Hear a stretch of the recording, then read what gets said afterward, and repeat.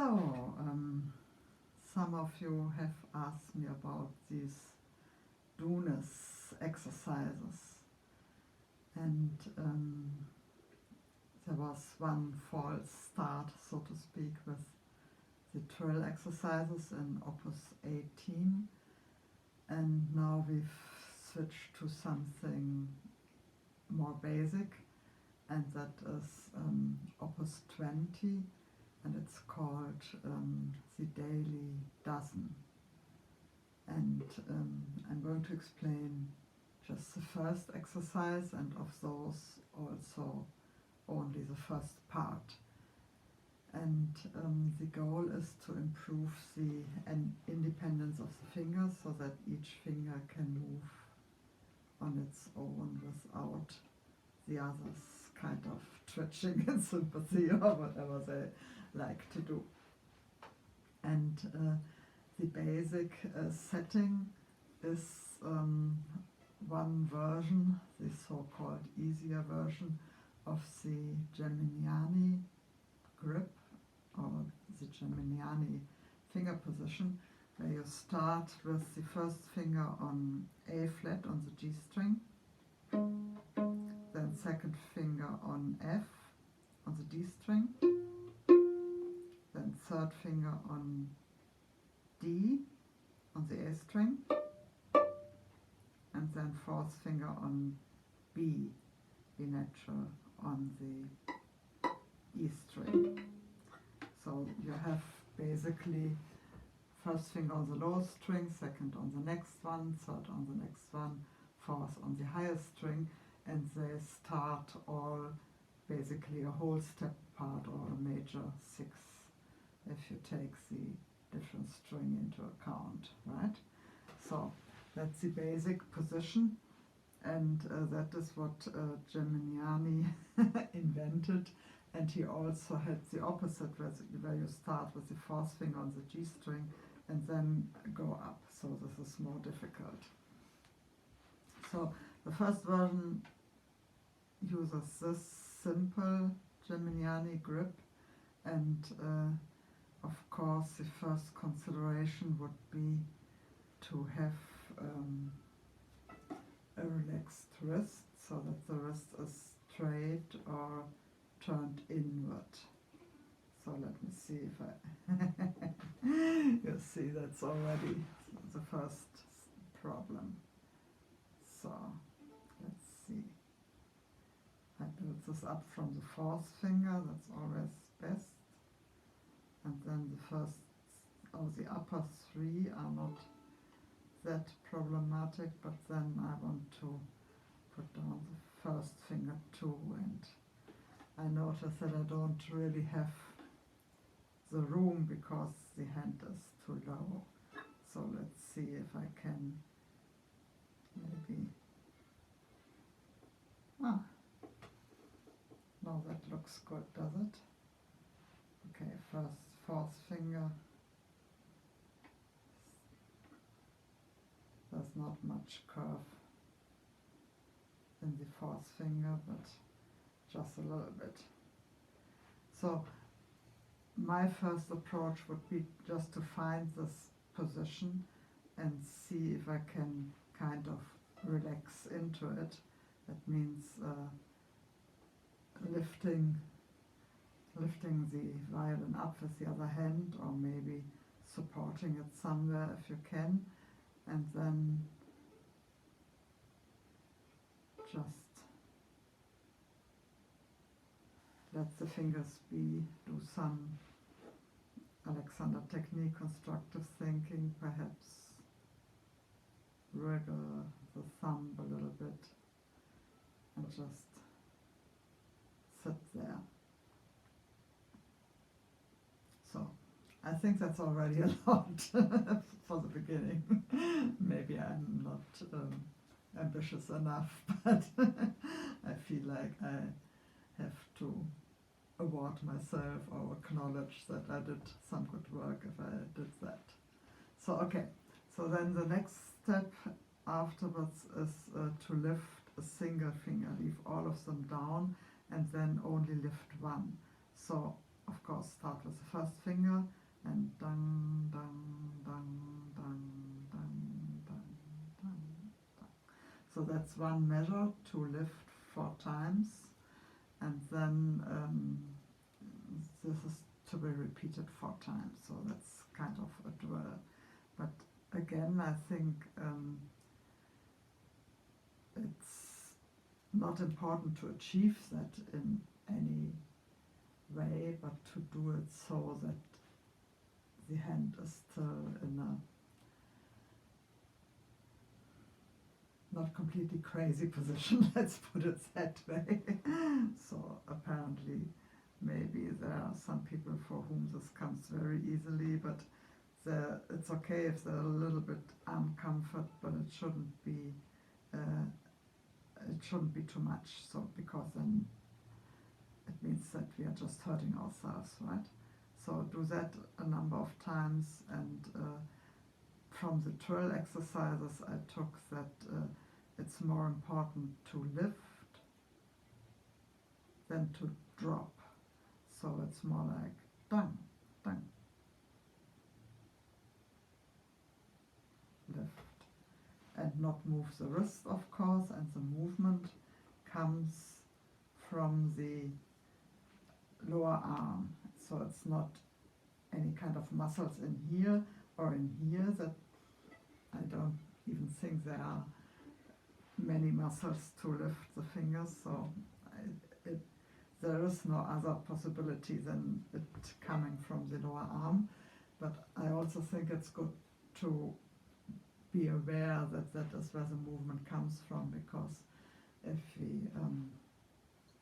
he thinks that the movements comes from a place where it doesn't come from, then that's a false mental map, and that will probably makes this more difficult or impossible. Okay, so that is the first finger, then we do the second finger, okay, and then the third finger, which is probably the most difficult one to lift. So that is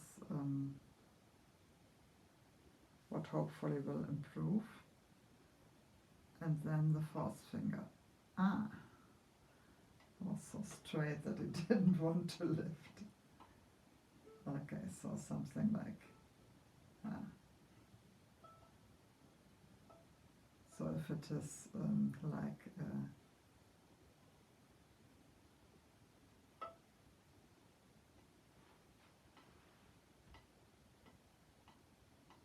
so that looks okay. So it was kind of stuck, and that's not good either. So I don't know really, I mean, it's a silent exercise, so is it allowed to maybe make this a little bit easier by putting the fingers closer together, at least in the beginning? I think that would be a good first approach, but don't take my word for it. Maybe I'm making things for me too easy if I do that. But I have permission to not put down all the fingers if I feel that's too much strain on my hand. So I could just maybe not put down the fourth finger if I want to. So also maybe it's a good idea to kind of shake this out in between. So then the next phase is to do 2 fingers at the same time, but lift them one after the other. And I mean, in my mathematical understanding, there are 6 possibilities how to do that. Here there are only 5, although it's called a scientific method, so maybe something is off, or they have a different method, a bit different mathematical frameworks than I have, I don't know. So for example, one could leave 3 and 4 down and then switch between 1 and 2.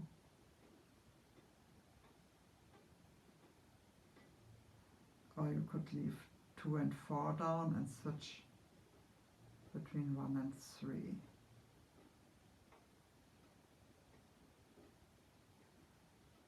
And again, I think that to have an energetic lift is the important thing. Yeah, so that looks like a turtle dance, but anyway.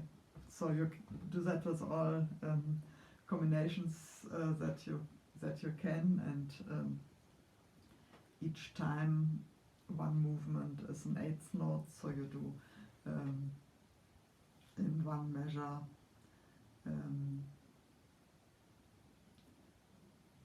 8 different notes, and then you repeat that for 4 measures. That's the prescription, or I mean as long as you can. So these are kind of infamous for causing all kinds of overuse problems in the left hand, so we don't want to get into that, right? And then the next phase is to move 2 fingers simultaneously. So, for example, if previously we left 3 and 4 down and 1 and 2 moved, now we can have, we move 2 fingers simultaneously. So in that case I'm moving 1, 3 in combination, and then 2, 4.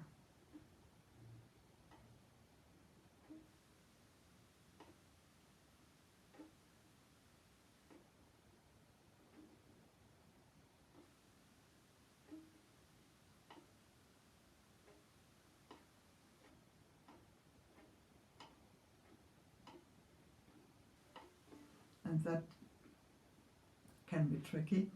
And what I do from my Alexander training is that I imagine, I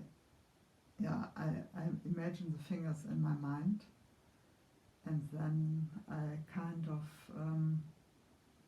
give them the command to move, but without any kind of like blockage. So that's where this specific Alexander technique, constructive thinking, comes in.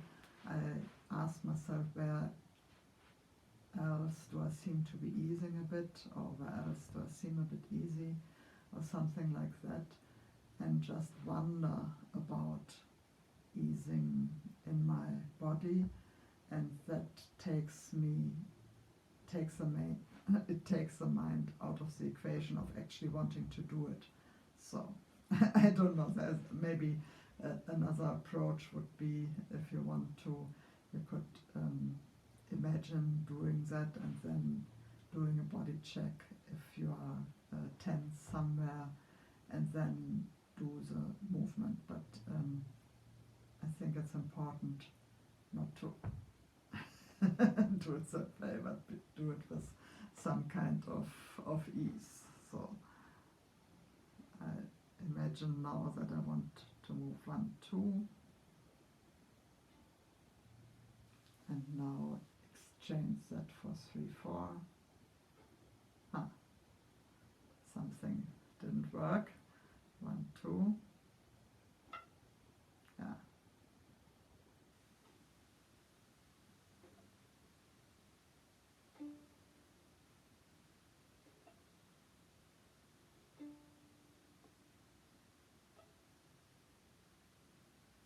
Okay, so I don't know.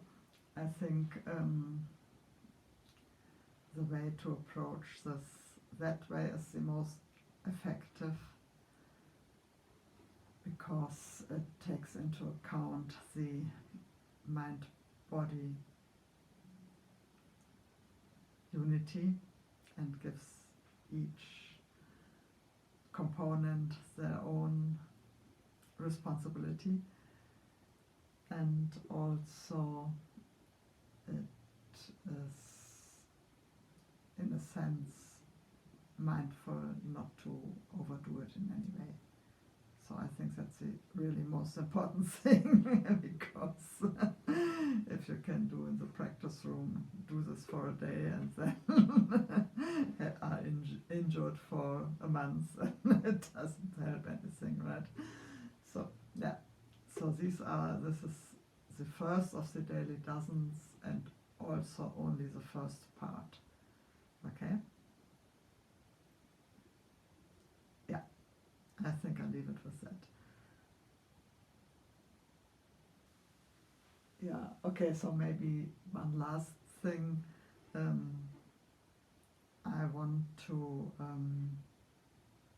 I want to do that because I think it's good for the development of my left hand to be more decisive and not sluggish, and have more precision, and I need that, but I also really want to approach it from the safe side and not hurt myself. Therefore, I have put this into my practice calendar, and I do very short sessions, like 2 or 3 minutes at most, and then I do that several times in a practice session, but not 10 minutes at the same time or something. And also, there's still something else from the trills that we didn't do in the end, but rather than lifting just a single finger, one could then also, if that gets more comfortable, do rhythms like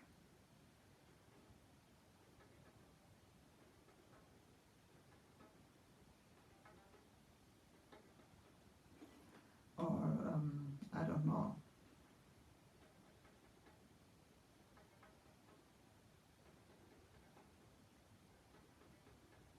So 4, and then a long one, and then first one would be dropping 4 times, and then resting, and then lifting 4 times, and keeping the finger in the air for rest.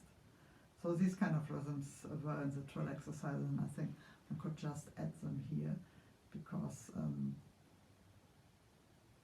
the goal is to get the fingers independent from each other, so only those that we need move, and maybe also keep the hand in a good hand frame, and but also to make the fingers faster. And for the twirls there is fast rhythms also, so they are under control in the twirl, but they don't run away or get sluggish or run. I mean, what I do in twirls is when I want to stop, I speed up. So these kind of things, they can be brought under control with this kind of exercise.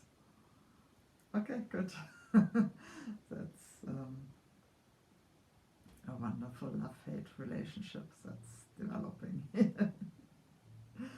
Talk to you soon. Bye for now.